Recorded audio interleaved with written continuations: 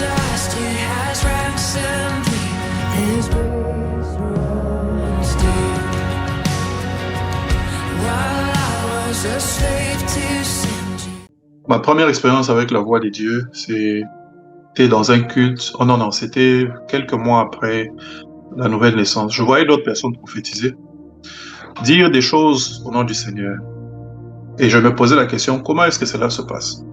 Évidemment, moi, je ne suis pas né dans la foi, dans un environnement où on nous a appris à être des aventuriers.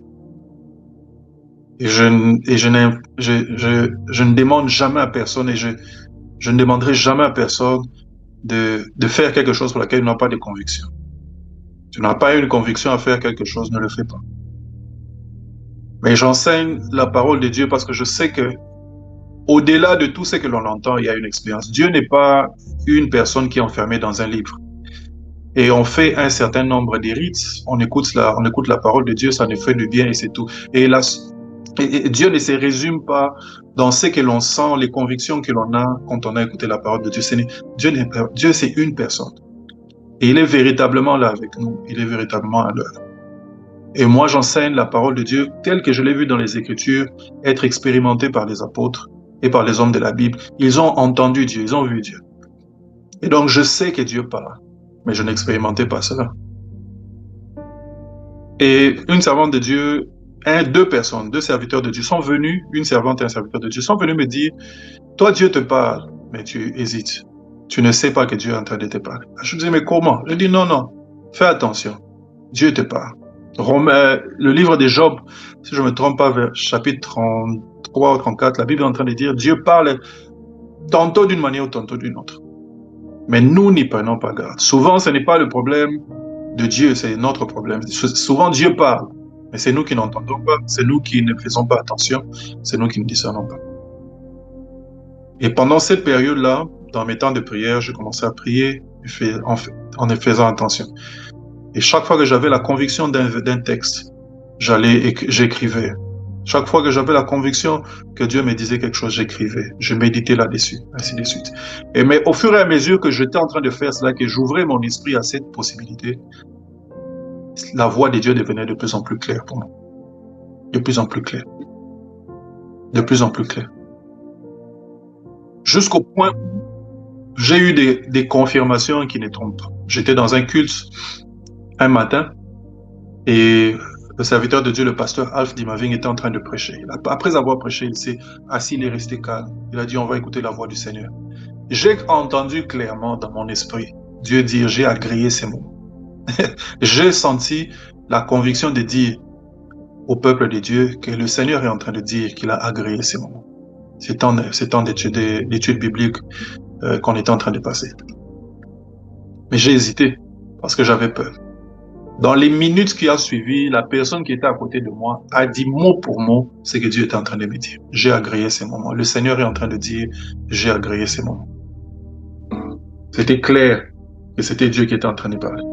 Pour moi, ce jour-là, j'ai compris finalement que des choses des fois que l'on considère comme être nos pensées seulement, dans le contexte de la prière, c'est souvent Dieu qui est en train de s'adresser à nous. C'est souvent Dieu qui est en train de nous parler. Seulement, nous ne le savons pas. Nous ne réalisons pas. Il faut que l'on passe de cette étape de est-ce que c'est Dieu qui m'a parlé, à comprendre, ah non, Dieu vient de me dire telle chose. Et on prend cela au sérieux parce que c'est Dieu qui a parlé. Une autre de mes expériences avec la voix de Dieu qui était quand même assez frappante, c'est la première fois où j'interprétais un don de langue. On était dans une réunion d'intercession.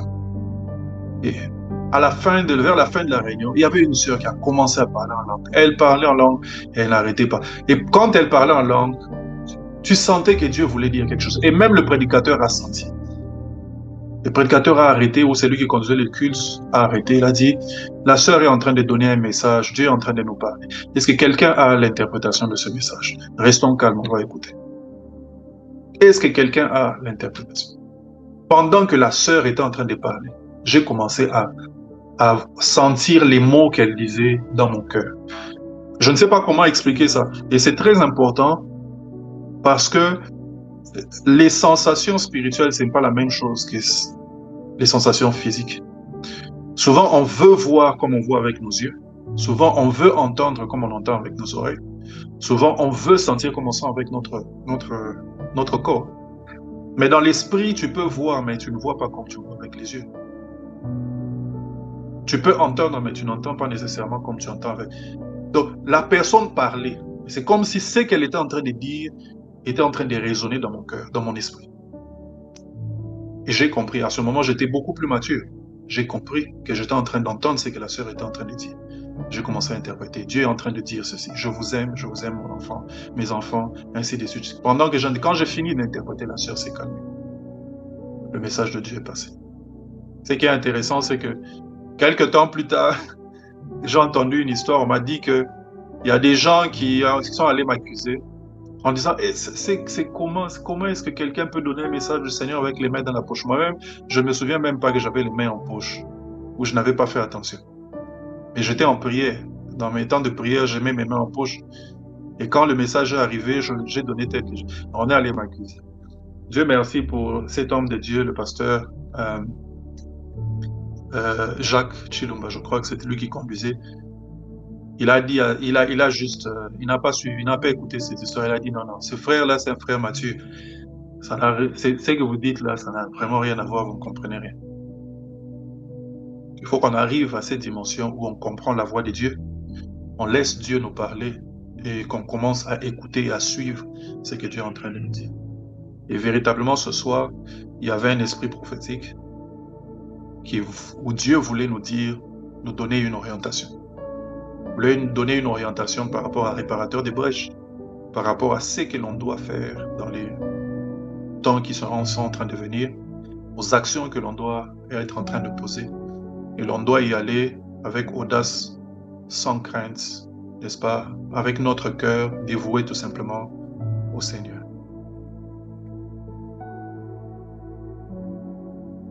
Que le nom du Seigneur soit béni. Nous allons clôturer ce soir l'étude biblique que nous avons commencé sur les mandats spirituels. Nous avons commencé à parler la dernière fois sur les mandats divins. Le centre de cet enseignement, n'est-ce pas, c'est de comprendre que dans le monde spirituel ou dans le monde tel que nous vivons, tout ce qui se trouve à côté de nous ne vient pas avec l'intention de nous faire du bien. Mais tout ce qui se trouve aussi à côté de nous ne vient pas nécessairement avec l'intention de nous faire du mal. Il y a des choses qui sont autour de nous.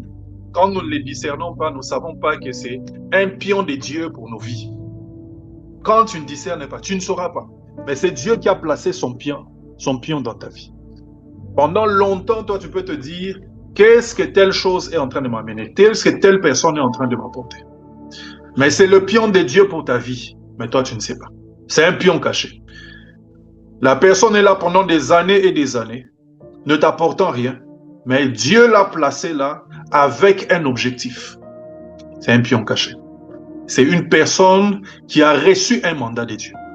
Quand nous avons parlé de la définition des mandats, nous avons dit, dans le monde physique, il y a des mandats. Mais dans le monde spirituel, il y en a aussi. La différence entre le physique et le spirituel, c'est que les mandats que l'on reçoit dans le monde spirituel, tu peux en être conscient ou pas.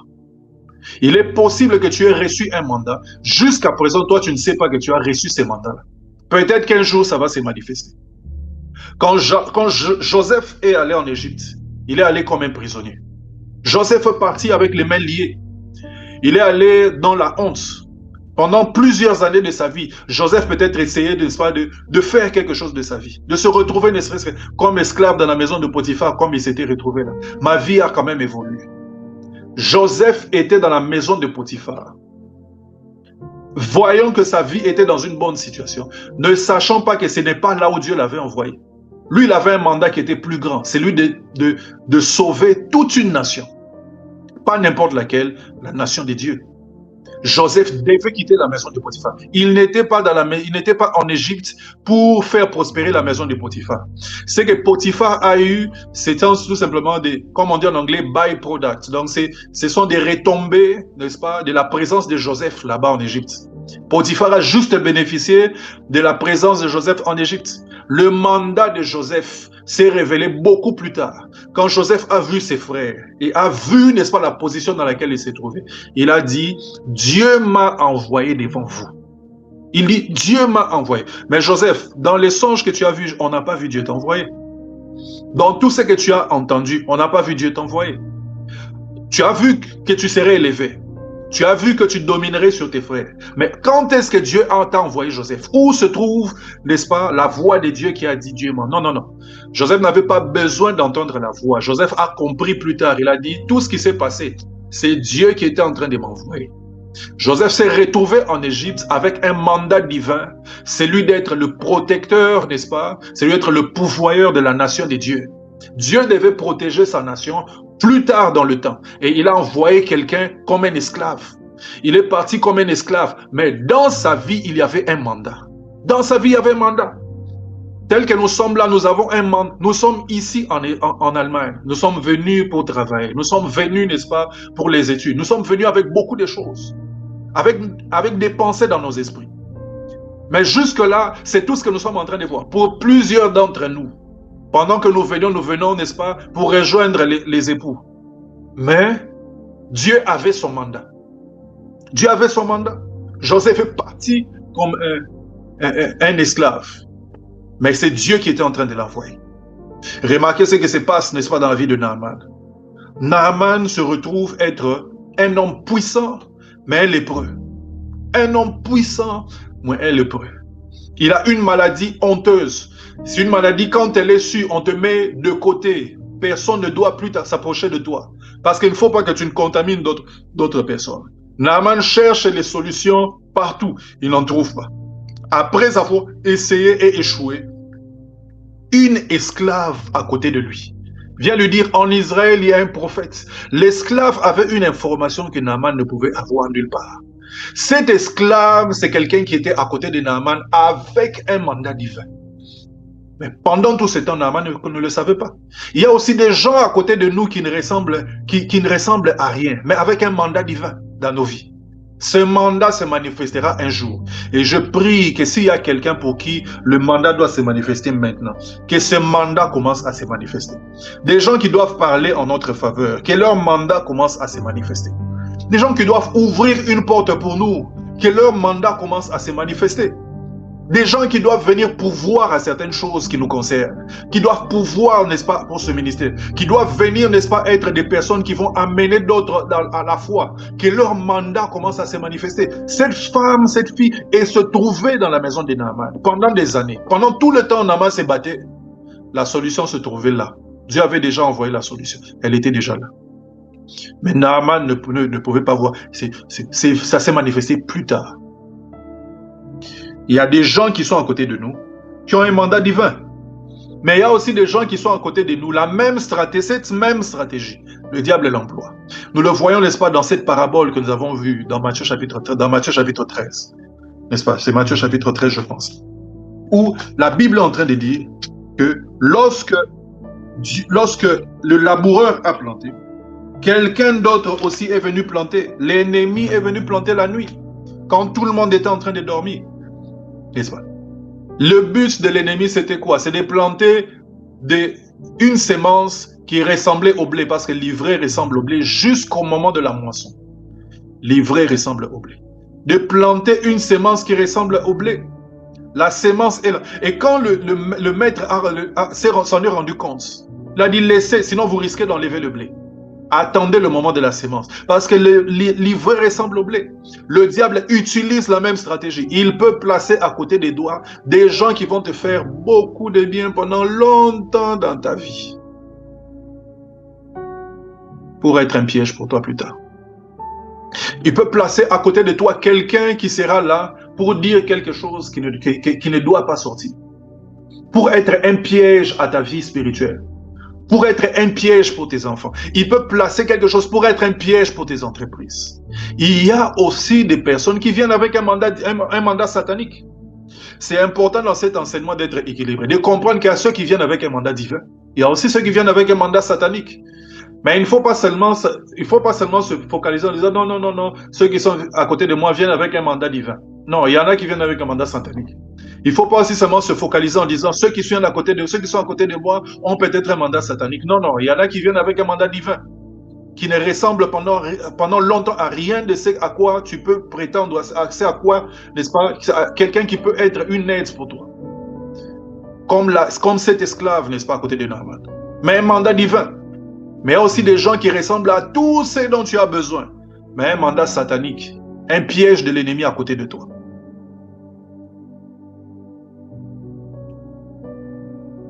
Le Seigneur plante, le diable plante aussi. Et quand Dieu parle à son prophète, il lui dit, je t'ai établi afin que tu arraches. Je t'ai établi afin que tu arraches. Dieu donne l'injonction à son serviteur en disant, tu as reçu le mandat ou la permission, l'autorité d'arracher.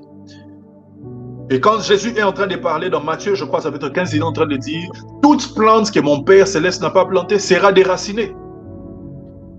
Nous avons donc l'autorité de déraciner des personnes ou des choses qui sont à côté de nous avec un mandat satanique. Des choses qui ont été plantées à côté de nous avec un mandat satanique. Avec, n'est-ce pas, l'impulsion de l'ennemi de nous faire du mal dans le futur. Nous avons reçu cette autorité. Et de la même manière, nous pouvons prier afin que ce que Dieu a planté à côté de nous pour être une aide dans cette saison puisse germer. Que les personnes que Dieu a plantées à côté de nous pour être une aide dans cette saison puissent germer. Peu importe où elles se trouvent, que ces gens à qui Dieu a donné un mandat pour nos vies, que ces gens puissent germer, que ces personnes puissent germer, qu'elles puissent germer. Il fallait Potiphar dans la vie de Joseph. Il fallait Potiphar. Joseph est venu comme esclave. Comment est-ce que Joseph arrivera à la primature s'il n'y a pas un Potiphar? Il fallait que Potiphar rencontre Joseph. Potiphar avait reçu un mandat, n'est-ce pas, de sélectionner Joseph et de l'amener en prison. Dans la prison où Joseph restera au frais, jusqu'au moment fixé par Dieu. Là où il pouvait rencontrer les chansons du roi. Là où il pouvait rencontrer la personne qui peut parler à l'oreille du roi. Il fallait que Joseph rencontre Potiphar. C'est Potiphar qui était la porte de Joseph pour arriver en prison. La prison dans laquelle il devait, la seule prison dans laquelle il pouvait rencontrer la personne qui parlait à l'oreille du roi. Potiphar avait un mandat pour Joseph. Et nous pouvons prier, dire à Dieu, Seigneur, que les hommes et les femmes, que les ministères et les organisations qui ont un mandat en ma faveur puissent germer dans cette saison. Tu peux prier de cette façon. Dire à Dieu, voici la saison dans laquelle je me trouve. Toutes ces semences que toi tu as plantées, qui a un mandat pour ma vie, qu'elle puisse germer dans le nom de Jésus. Et tu peux prier. Dans le monde spirituel, tu peux prier de cette façon. Regardez, quand Dieu appelle Jérémie, il lui dit, tu as le mandat d'arracher, mais il dit, tu as aussi le mandat de planter. Tu as aussi le mandat de planter. Tu peux donc prier en réclamant à ce que ceux qui ont un mandat divin en ta faveur puissent germer dans cette saison. Un mandat divin en ta faveur puisse germer. Puisse germer. Regardez ce qui se passe et je crois que je n'en ai pas parlé la dernière fois, dans le livre d'Esther, avec Mardoché. Mardoché est l'oncle d'Esther, n'est-ce pas? Esther grandit chez Mardoché. Le jour où le roi Assuérus décide de prendre une nouvelle femme, on vient prendre aussi Esther. J'ouvre une parenthèse. Quand Esther va dans la cour du roi, il rencontre un eunuque. C'est cet eunuque qui apprend à Esther comment il doit se comporter. Pendant plusieurs mois, Esther apprend les choses qu'elle doit faire, n'est-ce pas, auprès de cet eunuque. C'est qu'elle doit prendre. Quand elle se présentera devant le roi, comment est-ce que tu dois te comporter? C'est cet eunuque qui dit cela à Esther. L'eunuque était déjà dans la cour du roi pendant longtemps. Mais cet eunuque avait le mandat d'apprendre à Esther. La Bible dit que Esther avait trouvé grâce auprès de cette personne. Cet eunuque avait reçu le mandat d'apprendre à Esther comment est-ce que tu dois te comporter pour que tu puisses recevoir la faveur du roi. Les choses que tu dois demander, c'est que tu ne dois pas faire. Ne viens pas comme une fille de la cité. Non, non, non. Viens avec des manières. Comporte-toi comme ceci. Sois soumise auprès du roi. Et telle attitude. Et tu verras que le roi te prendra en faveur. Et c'est ce qui se passe dans la vie d'Esther. Pourquoi? Parce que l'eunuque avait le mandat d'introduire Esther dans la cour. Mais regardez, Esther avait elle-même aussi reçu le mandat d'être la porte, n'est-ce pas, par laquelle Dieu passera pour protéger Israël. Quand comment il s'appelait déjà ce monsieur? Quand le satrape, n'est-ce pas? Comment il s'appelait? On est dans les livres d'Esther. Je veux aller dans les livres d'Esther. On est dans Esther chapitre 6. Celles qui sont en train de noter. Je vais aller dans l'Isdra. Esther, on est dans Esther chapitre 6. Et quand vous lisez à partir du verset 1er, l'histoire dont je suis en train de parler commence à partir au chapitre 5, n'est-ce pas? Quand vous lisez le chapitre 5 à partir du verset 9, alors vous voyez ce qui est en train de se passer, n'est-ce pas? Au moment où Aman est en train de décider, n'est-ce pas, de s'en prendre au peuple de Dieu.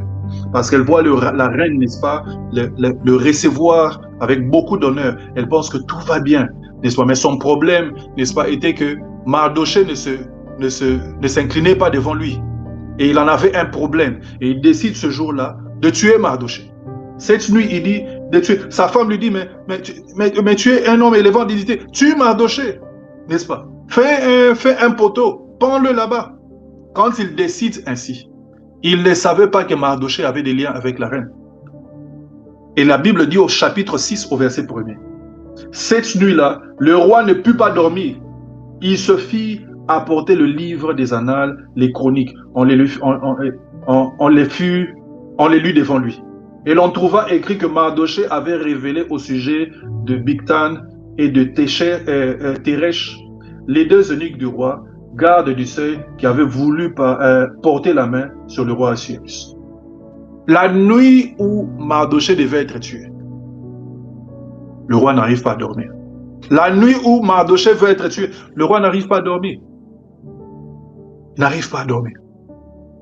Et de la même manière, tu peux aussi prier pour que les gens qui ont reçu un mandat en ta faveur, comme le roi ici avait reçu un mandat de Dieu pour protéger Israël, pour protéger Mardoché, il ne pouvait pas dormir, que ces personnes aussi ne dorment pas. Aman, qui avait érigé un poteau pour tuer Mardoché, a été celui qu'on a pendu sur ce poteau. Aman, qui avait prévu, n'est-ce pas, de tuer le peuple de Dieu, et c'est lui qui avait été, n'est-ce pas, enlevé. Tu peux prier pour que les gens qui ont le mandat de Dieu pour ta vie puissent se manifester. Et la dernière fois, nous avons parlé des mandats divins. Nous avons parlé de 12 mandats divins. Aujourd'hui, j'aimerais parler des mandats sataniques. Des mandats sataniques. Il est 19h53. Je ne pense pas que je vais finir tous ces mandats. Peut-être que je vais parler de quelques-uns seulement. Et puis on va s'arrêter là, parce que je pense que dans une des réunions d'intercession, j'avais énuméré ces mandats. Avant que l'on commence l'enseignement de façon systématique, je crois qu'il y avait un enregistrement où j'ai parlé de tous ces mandats. Et donc ce soir, je vais peut-être toucher quelques-uns seulement, sans aller très loin, et sans faire beaucoup de commentaires. Et j'aimerais que l'on puisse tout simplement les noter, et j'aimerais que tu puisses prier par rapport à ça. Mais ce qu'il faut comprendre, c'est que tout ce qui est à côté de toi ne vient pas avec l'intention de te faire du bien. Il y a l'ivraie qui est planté dans le blé, dans le champ de blé. Il y a l'ivraie qui est planté dans le champ de blé. Les mandats sataniques, n'est-ce pas? Ce sont ici, n'est-ce pas, une autorité où c'est une impulsion que certaines personnes ont reçue de façon spirituelle par l'ennemi dans le but d'accomplir les plans de Satan. C'est les plans qui ont un tel mandat sont des plans qui sont par nature des plans que le diable a plantés. Il ne s'agit pas ici que Satan devient créateur des personnes, des hommes, non.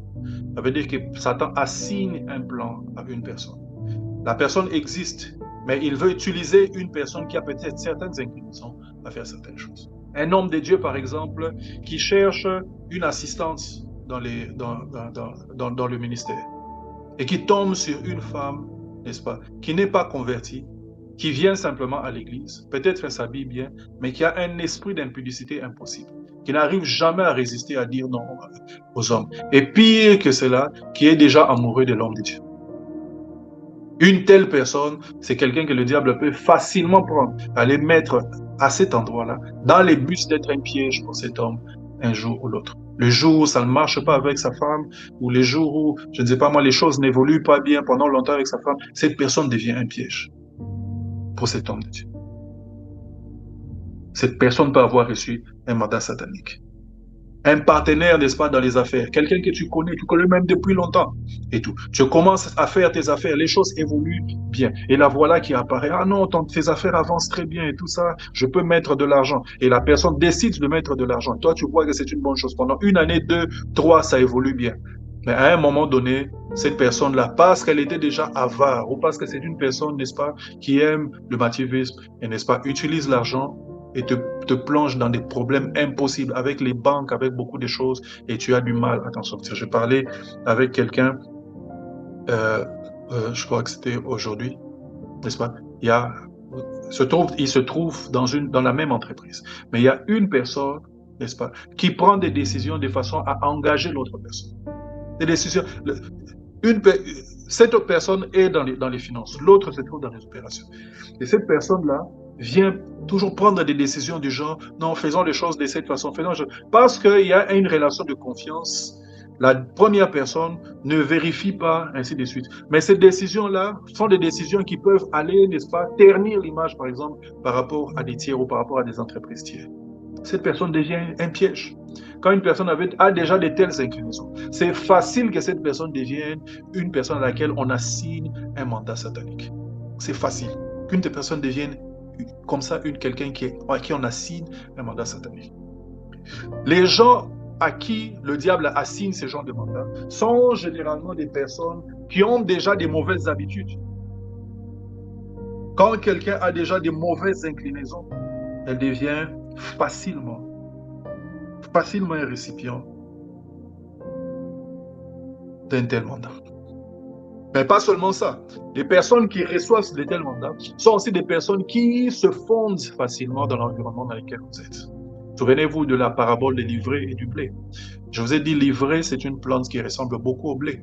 La seule façon de faire la différence, c'est d'attendre le moment, n'est-ce pas, de la moisson. C'est à la moisson qu'on fait la différence entre l'ivraie et le blé. Eh bien, les personnes à qui le diable assigne souvent des mandats sataniques sont des personnes qui se fondent facilement dans l'environnement dans lequel tu te trouves. Si c'est un environnement professionnel, un environnement ecclésiastique ou quoi que ce soit, facilement se fondent là-dedans, mais ont déjà certaines habitudes qui font que ça devient un piège pour toi. Dans leurs aspects extérieurs, ils peuvent ne pas indiquer des personnes qui ont l'image, n'est-ce pas, de ce mandat. Dans leur façon de faire les choses dans le présent, ne peut ne pas indiquer. Mais il peut y avoir déjà des inclinaisons qui font qu'elle peut devenir une personne récipiendaire de ces mandats. Mais ce n'est pas seulement tout. Il y a des gens qui sont dans des alliances avec l'ennemi. Des gens qui sont dans la sorcellerie et l'occultisme, qui sont envoyés de façon consciente, n'est-ce pas, pour être à côté de nous, n'est-ce pas, dans les buts de manifester un mandat satanique d'une façon ou d'une autre. Et ça, on doit en être conscient. La sorcellerie n'est pas une histoire. La sorcellerie est une réalité. C'est pas parce qu'on la vit pas tous les jours. C'est pas parce que tout le monde ne la voit pas. C'est pas parce que certaines personnes dénigrent cette réalité qu'elle n'est pas vraie. Nous autres qui avons vécu ça, n'est-ce pas, déjà très jeunes dans notre vie, nous avons vu les répercussions de la sorcellerie dans notre vie. Nous ne blaguons pas avec ce genre de choses. Nous ne blaguons pas avec ces choses. Parce que nous connaissons la sorcellerie. Nous avons vécu ça petit. Tu es en train de naître, tu nais déjà dans un environnement infesté, n'est-ce pas, et détruit par la sorcellerie. Et pendant que tu es en train de grandir, tu es en train de voir les effets. Moi, j'ai perdu un petit frère par la voie de la sorcellerie. Par la voie de la sorcellerie. Des gens qui confessent comme ça, des gens de la famille, qui confessent pendant un deuil. Non, il ne fallait pas prendre le garçon, il fallait prendre la fille. Pourquoi tu as pris le garçon? La sorcellerie n'est pas une blague. C'est une réalité. C'est une réalité. C'est une réalité. Et plus tard dans notre vie, qu'est-ce que nous n'avons pas vu? Quand on était en train de grandir dans la foi, quand j'habitais Jamaïque, nous avions des avocatiers dans la parcelle. Il y en avait un particulièrement qui était un bon arbre. Et il y avait des très très bons avocats. Nous en avons 4. Non, nous en avons 3. Il y en avait 2 particulièrement qui étaient des très très bons arbres. Il y a un qui, comme ça, a commencé à sécher et l'arbre s'est abîmé. Apparemment naturel. Peut-être il y avait, je crois, même des bestioles qui avaient attaqué l'arbre. Donc, on a dû chercher un moyen, n'est-ce pas, de tuer ça, de guérir la plante et tout ça. Ça n'a pas marché. Et le deuxième arbre avait été touché, mais finalement, on a pu résoudre un peu. Et plus tard, cet arbre qui était un grand arbre, donnait de très bons fruits, aussi a commencé à s'abîmer. À un moment de notre vie, chaque soir, à 19h, il y avait un hibou qui venait danser sur cet arbre. Tous les soirs, il y avait un hibou. Quelqu'un va dire, mais le hibou, c'est un oiseau. Ce n'est pas un point. Oui, oui, le hibou, c'est un oiseau. Et je suis d'accord. Mais quand tu as l'œil spirituel et quand tu connais les contextes dans lesquels nous, on s'est retrouvés, on savait que cet oiseau-là n'était pas seulement un oiseau. C'était un messager. C'était un messager. Ces choses ne sont pas, ce ne sont pas des bobards. Ce sont des réalités. Ce sont des réalités spirituelles. Et il y a des gens qui sont dans des alliances spirituelles qui sont envoyés de façon consciente dans les buts de venir détruire. Ils ont un mandat de l'ennemi et ils viennent dans le but de détruire. Quand on sait cela, quand on est conscient de cela, on élève notre degré de discernement spirituel pour que jamais de telles choses ne puissent, n'est-ce pas, toucher nos familles, ne puissent toucher nos enfants, ne puissent toucher à nos affaires, ne puissent toucher à ce qui se passe autour de nous. On ne permet pas, n'est-ce pas, à des histoires ou à des personnes qui viennent avec des mandats étranges de rester et d'être à l'aise autour de nous. On comprend l'importance de grandir dans l'autorité spirituelle, n'est-ce pas? De s'imprégner de ce que les Écritures ont dit dans Éphésiens, quand la Bible dit que nous sommes assis en Christ dans les lieux célestes, au-dessus des dominations. De s'imprégner de cette autorité, de faire des déclarations fortes. Des fois, quand certaines choses se passent, quand tu fais un songe bizarre et le Dieu est en train de te prévenir de certaines choses, tu te lèves dans la nuit et tu commences à parler au nom de Jésus. Parce que la parole, n'est-ce pas, c'est le véhicule, n'est-ce pas, d'accès au monde spirituel. C'est le véhicule le plus direct d'accès au monde spirituel. Ce que tu dis est capté dans le monde spirituel. Ce que tu dis, n'est-ce pas, entre dans le monde spirituel, est reçu, capté, et c'est une partie de toi qui est projetée dans le monde spirituel. Et ainsi, quand des choses se passent dans le monde spirituel, tu te lèves et tu commences à déclarer avec conviction, telle chose n'arrivera pas. Telle chose n'arrivera pas. Telle chose n'arrivera pas. Tu déclares la parole de Dieu. La Bible dit qu'ils creuseront ceux qui creuseront un trou, ils tomberont eux-mêmes. Ils tomberont eux-mêmes. Mes enfants et moi-même, nous ne tomberons pas dans ces trous. Tu déclares que l'épée qui a été levée ne tombera sur personne dans ma famille. Si elle tombe, elle tombera dans le camp de l'ennemi. Tu fais des déclarations fortes. Parce que tu comprends que le monde spirituel existe. Et qu'il y a des gens, il y a des arbres qui sont plantés dans notre environnement avec un mandat satanique. Toute difficulté que tu vois ne le vois pas dans le monde de façon naturelle. Il y a beaucoup de difficultés que nous expérimentons qui sont les résultats, n'est-ce pas, des choses spirituelles, des événements spirituels. Est-ce parce que tu es enfant de Dieu? Est-ce parce que tu es serviteur ou servant de Dieu? Est-ce parce qu'on veut te préoccuper et t'empêcher d'accomplir ta destinée? Est-ce parce qu'on veut t'amener, n'est-ce pas, à ne pas voir des choses importantes? Est-ce parce qu'on veut te détruire? Est-ce parce qu'il y a une réclamation spirituelle? Et quand ces choses se passent, comment est-ce que tu réagis? Les mandats spirituels, les mandats sataniques existent. Si Dieu nous permet, la semaine prochaine, nous parlerons maintenant de chacun de ces mandats. Sinon, on va s'arrêter là et on va passer à autre chose. J'aimerais que nous puissions... Je veux nous laisser poser des questions s'il y en a avant que l'on prie pour clôturer. S'il y a des questions, on va clôturer. Seigneur Jésus, merci.